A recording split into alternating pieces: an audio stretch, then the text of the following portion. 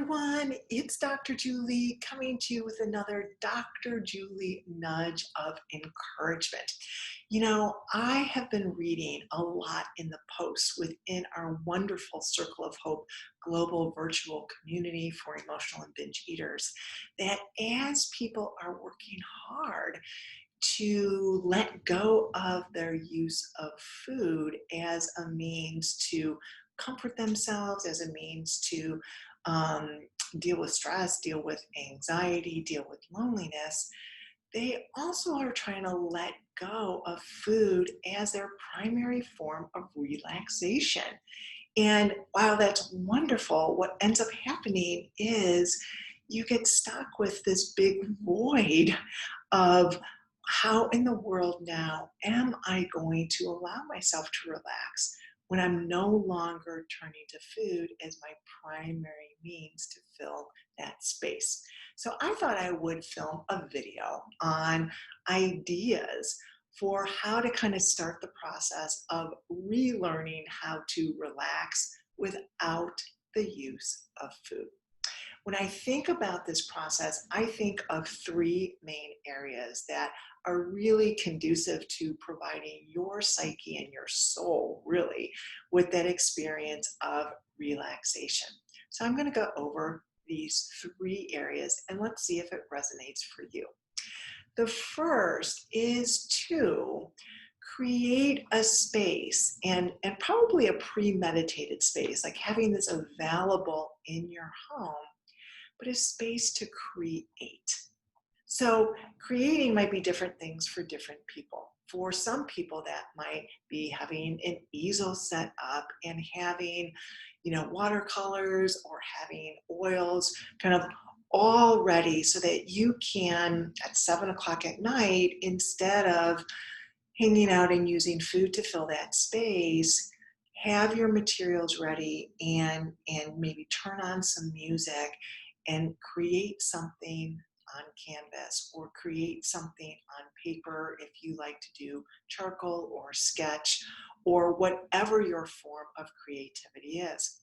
Sometimes people like to sculpt, sometimes people like to write, but something that allows yourself to have dedicated space in your home, all set up, and the mindset that tonight I'm going to give myself relaxation and time to create, as opposed to filling that space with my relationship with food.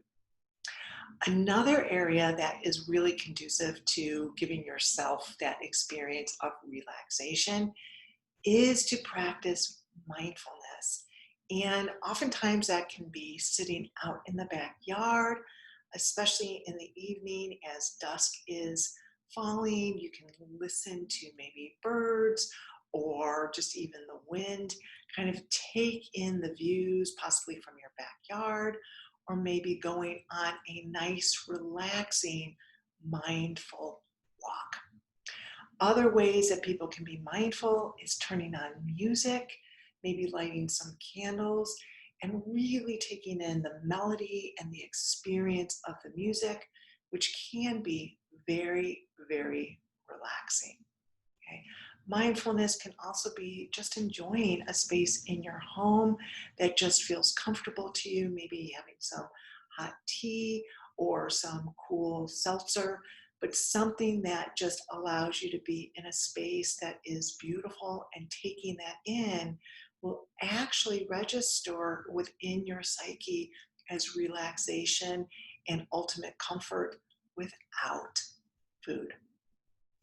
The last area of relaxation that I'm going to offer to you would be to give yourself permission, right? In this busy, busy, busy life, giving yourself permission to just do what my good friend, Dr. Ashley Southard, would say, something kind of really garbagey or trashy on TV.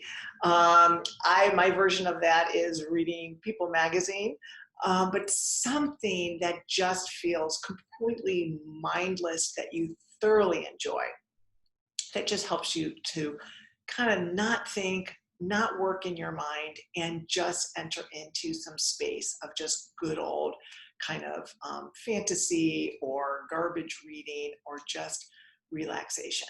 So that might be Netflix, not binge watching like all night, but 1 or 2 episodes of your favorite show. Again, it might be People magazine, it might be some other magazine, and it might be some stuff on TV that you just kind of laugh at yourself sometimes for watching. But the idea is to allow yourself to have some dedicated space without the use of food to relax. All right. A lot of times, people that fall prey to emotional eating are people that overdo and don't know how to balance that out with self soothing behavior. And one really important self soothing behavior is the ability to relax. Okay, so in summary, I'm offering 3 areas that might speak to you. That is creating a dedicated space where you can step in and be creative. The second is to be able to practice mindfulness in whatever setting or whatever vehicle really kind of embraces your soul, be it nature or music or just a nice cozy space within your house. And then the last is allowing yourself to just kind of enter into something frivolous that you really just enjoy, that you normally don't give yourself permission because you think, oh, I can't do this. Okay, so 3 areas that are really important to relax and really conducive to letting go of food as a primary means to provide yourself with an experience that we all need in the form of relaxation.